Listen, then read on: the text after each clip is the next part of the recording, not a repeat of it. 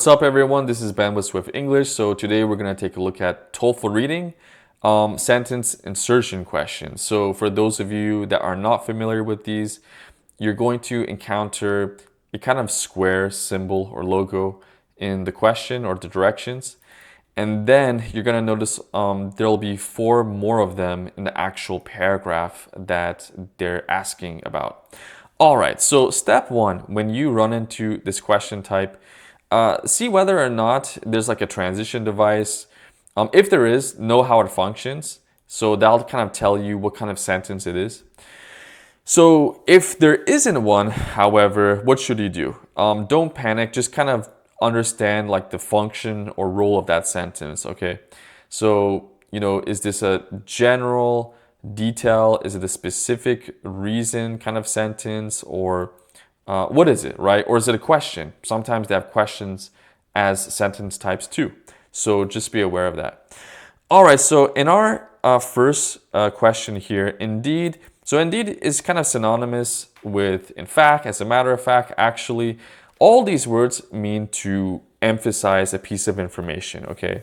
So they're stressing the importance of some kind of specific detail. The network became so dense that by the 1860s, the United States had more miles of railroad tracks than did all the rest of the world. So understand, the meaning of this sentence, what density is, this time period, this country, more miles of railroad tracks. Okay, so hopefully you understand most of these words.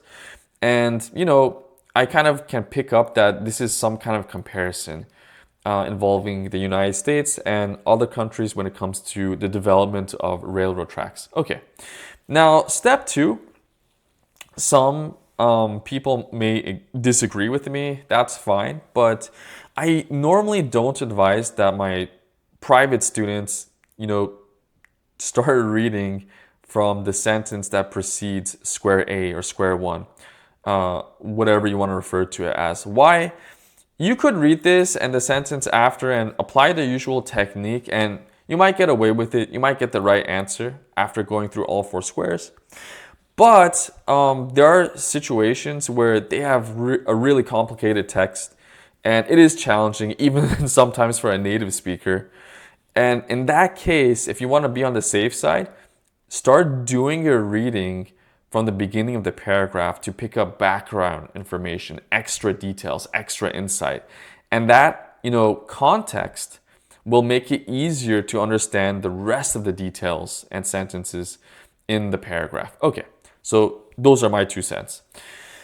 All right, so in the United States, in the US, in America, railroads spearheaded the second phase of the transportation revolution by overtaking, the previous importance of canals. Okay, so they basically pretty much replaced or substituted canals. The mid-1800s saw a great expansion of American railroads, the major cities east of okay, so now when you come to the very first sentence that precedes one of the squares, here just slow down a little bit so you can really understand what's going on and what you want to identify what kind of sentence this is to. The major cities east of the Mississippi River were linked by a spiderweb of railroad tracks. Okay, so here I kind of feel like the information is becoming more specific. So they talk about American railroads, and now they're talking about the relationship those railroads had with the cities in the east of the Mississippi River in the United States. So if I insert our prompt sentence in the first square, it makes sense because now they're talking about like how dense this network became. And here they mentioned the word spiderweb. So they're showing how the spider web of railroad tracks is becoming more and more crowded, more and more dense. So that sounds logical, sounds coherent. And when you check the sentence that succeeds that, Chicago's growth illustrates it, like exemplifies the impact, the influence of these rail links, right? Okay, yeah, and this is like kind of like an example because Chicago's one of those cities in America east of the Mississippi River. Okay, so you would pick A and move on. But again, if you want to be on the safe side, check choices B, C, and D because there are some really challenging sentence, text insertion questions. Sorry. All right, I was thinking of sentence simplification from the other session of mine. Anyway, so let's take a look at the next question. So yeah, choice A was the correct answer. And we noticed like the rest of these sentences were referring to Chicago. So, they're incorrect. They went off topic. They stopped, discussing the United States. And now, before we move on to the next one, really important, a lot of people who actually did this specific question, they originally thought it was square D. Why? They just look at the date here by the 1860s and they saw by 1860 here and they just picked this one. Don't do that, guys. Like, pay attention to all the keywords from the sentence, not just one or two. Anyway, so yeah, choice A was the correct answer. Now, in this question from a different passage, so step one, what are the transition devices or words? Okay, here we have two, therefore and although. So understand them one at a time. So therefore is like so, thus, hence, as a result, in consequence, as a consequence, consequently. So these are when we want to show the result or consequence of some kind of situation or action. Although is a little bit different. So this is more like, kind of sounds like but, or in spite of, despite of, or while is really actually close to this one. So they present some factual information, something that happened, and in the clause, after that preceding clause, they kind of show like some kind of twist, some kind of change actually. So when you read this, although, so it's true, still closely linked to Portugal. Imagine there's a but there, but Brazil was no longer formally considered a colony. Okay, so I understand this sentence, but now we want to read this paragraph. Okay, so this is a huge one, so skim this part a little bit faster, guys. And sometimes if you're lucky, you might have had a question prior to this question that involved this paragraph too. So if that's the case, you could maybe skip information you already recognize and come to the first sentence that precedes the square. So advanced strategy there, guys, an advanced tactic. And before I continue, another thing that's important to know about these question types, there's one of them in each passage, and they're always before the final question, which is a summary question. Good to know. So, okay, so the Portuguese prince and future King João VI opened Brazil's ports to the trade of friendly nations, permitted the rise of local industries, and founded the Bank of Brazil. What kind of sentence is this? So it's really specific, it's really detailed, and just generally speaking, this is a sentence that's listing benefits created by a Portuguese prince in general terms, right?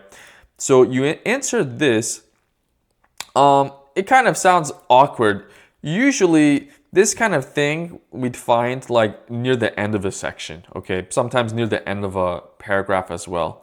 So it doesn't kind of flow well with what we read here.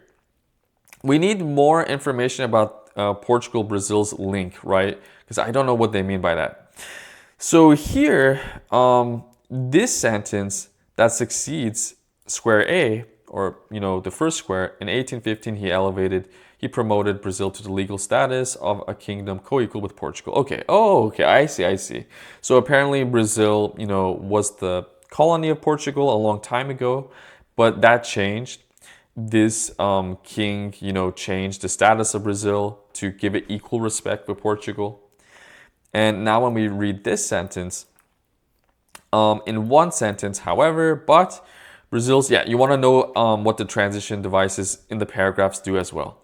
Brazil's new status signified the substitution of one dependence for another. Okay, well, I can understand from this text that this dependence for one another is referring to another country. So I kind of realized that, based on context, Brazil was a colony of Portugal, and they were kind of explaining what happened to it in subsequent years. So, okay, based on this, I could tell that choice B, square B, is the right answer. So this sentence before it mentions another kind of advantage the prince created for Brazil, a new kind of advantage, different than the ones here. And then here, they kind of go into the specifics of that advantage. Oh, that's what it is. They're no longer a colony because of this situation here when they promoted Brazil, elevated it to that new status. All right, so at that point, you would know that C and D are gonna be about that dependence for another, which was England. So, they're wrong. Move on to the next question. Okay, so let's look at one last example here. All right, so step one possible non-human cause. So right off the bat, this looks like maybe a recent sentence, or it could be even a topic sentence sometimes, okay? So it's introducing some kind of new information. One possible non-human cause, weather cycles. So in the M dashes, sometimes they might use parentheses. They're giving extra information that can help you understand this preceding bit right here. So, okay. The non-human cause they want to discuss here, is weather cycles. And what do they have to say about it? So it's not consistent with what scientists know about the timing of the extinctions. Okay. So if we actually read this passage, we would know that this was about the extinction of North American megafauna. These are like really large animals, mammals, so and other kinds of creatures as well. So we know that the extinctions is referring to that. Anyway, so continue reading here. So this is step 2. Although, so we do have a transition here again. Even if you don't have a transition here, if you run into one in the paragraph, you still need to know how it works, how it functions. So it's true. The climate change at the end of the Pleistocene period, right? Some period of time. But just imagine there's like a but there, revealing new information that's different. Warming trends had happened before. Okay. Well, I know this sentence actually links up to this one because of climate. That was a huge word that helped me there. They're referring to weather cycles as a non-human cause, and then they refer back to it using climate change and warming trends. So it sounds logical that this came right after this, or you could think of this, preceding this sentence right here. Now just check choices B, C, and D just to be certain, just to be absolutely sure.